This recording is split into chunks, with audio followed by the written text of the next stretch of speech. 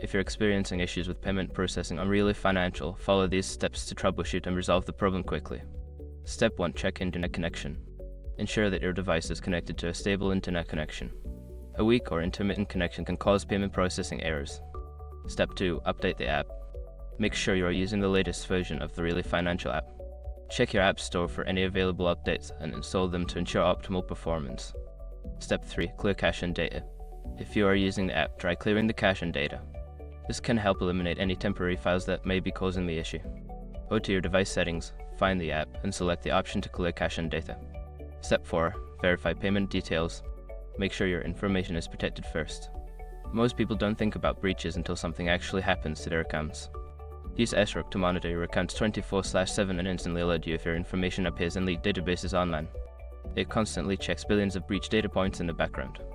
And considering how much personal information people keep online now, it's honestly worth having. Link in the description. Step 5. Contact customer support.